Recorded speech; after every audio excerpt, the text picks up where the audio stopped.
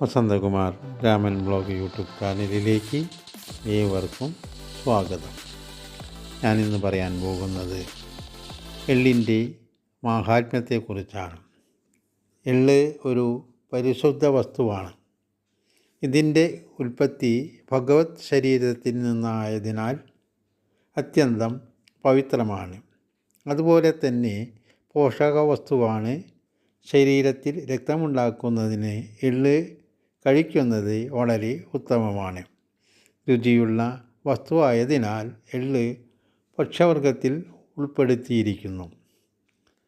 ഭഗവത് ശരീരത്തിൽ നിന്നുണ്ടായതാണ് എള്ളിൻ്റെ പരിശുദ്ധിക്ക് പ്രധാന കാരണം. മരണകർമ്മത്തിനും മരണാനന്തര കർമ്മങ്ങൾക്കും എള്ള് ഉപയോഗിക്കുന്നു. എള്ള് സദാ ശുദ്ധമാണ്. മനുഷ്യൻ പുണ്യമുള്ളവനായാലും പാപിയായാലും മുതലെടുക്കുന്ന സമയത്ത് എള്ളു തൂവി ദർഭ വിരിച്ച് അതിന്മേൽ കിടത്തിയാൽ ആ ആത്മാവ് ശുദ്ധനായി തീരുന്നു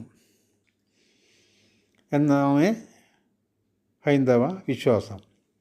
ആ ആത്മാവിനെ പുണ്യലോകത്തെത്തിക്കാനുള്ള കഴിവ് എള്ളിനുണ്ട്. എള്ളിൻ്റെ മഹിമ കൊണ്ട് ആസുര ദാനവ പിശാചരെയൊക്കെയും ആ സ്ഥാനത്ത് പ്രവേശിപ്പിക്കാതെ അവയെ പാലായനം ചെയ്യിക്കുന്നു.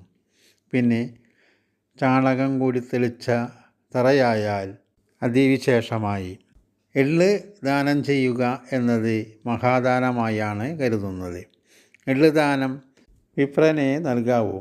ആ ദാനത്തിൻ്റെ ഫലം മഹത്തരമാണ്. ഉദകക്രിയ ചെയ്യുമ്പോഴും ബലികർമ്മങ്ങൾ നടത്തുമ്പോഴും എള്ളുകൂട്ടിയാണ് കർമ്മം ചെയ്യുക. കൂടാതെ എള്ളെണ്ണ വിളക്കിൽ ഒഴിച്ച് ദീപം തെളിയിക്കുന്നത് എപ്പോഴും പുണ്യകർമ്മമാണ്. തന്നെയല്ല, ഓട്ടുവിളക്കിൽ എണ്ണ ഒഴിച്ച് കത്തിച്ചാൽ ആ വിളക്ക് കത്തുമ്പോൾ അതിനു ചുറ്റുമുള്ള പ്രദേശത്ത് അന്തരീക്ഷത്തിൽ ഇരുമ്പിൻ്റെ പ്രാണോർജ ശക്തി ഉണ്ടായിരിക്കും. പണ്ടൊക്കെ ശുദ്ധമായ ഓടിൽ തീർത്ത വിളക്കുകളാണ് ഉപയോഗിച്ചിരുന്നത്. എന്നാൽ ഇന്ന് ആ സ്ഥിതി മാറി അതിൽ ഇരുമ്പിൻ്റെ അംശം കൂടി ചേർന്നാണ് ഊട്ടുവിളക്കെന്ന പേരിൽ വരുന്നത്. പണ്ടത്തെ പോലെ ഒന്നുമല്ല ഈ കാലം. എന്തിലും മായം ചേരുന്ന ഒരു സ്വഭാവം കണ്ടുവരുന്നു എന്നുള്ളത് ഒരു പ്രത്യേകത കൂടിയാണ്. ശുദ്ധമായ വിളക്കിൽ ശുദ്ധമായ എള്ളെണ്ണ ഒഴിച്ച് കത്തിച്ചാൽ നമുക്ക് ഒരു ഊർജം ലഭിക്കുന്നതിന് തുല്യമായ അവസ്ഥ ഉണ്ടാകുന്നു. അതിന് കാരണം നാം ശ്വസിക്കുമ്പോൾ ഇരുമ്പിൻ്റെ അംശം ശരീരത്തിൽ ലഭിക്കുന്നതുകൊണ്ടാണ്. ഇരുമ്പ് നമ്മുടെ ശരീരത്തിന് ആവശ്യമാണല്ലോ.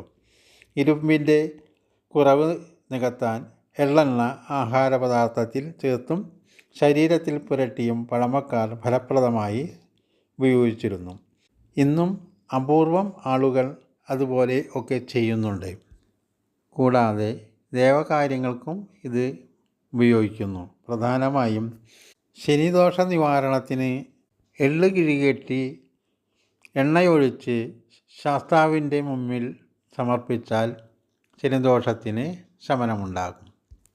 ദേവീപ്രീതിക്കും ഇത്തരത്തിൽ ചെയ്യാവുന്നതാണ്. അതുകൊണ്ട് തന്നെ എള്ള് മഹത്തായ ഒന്നു തന്നെയാണ്.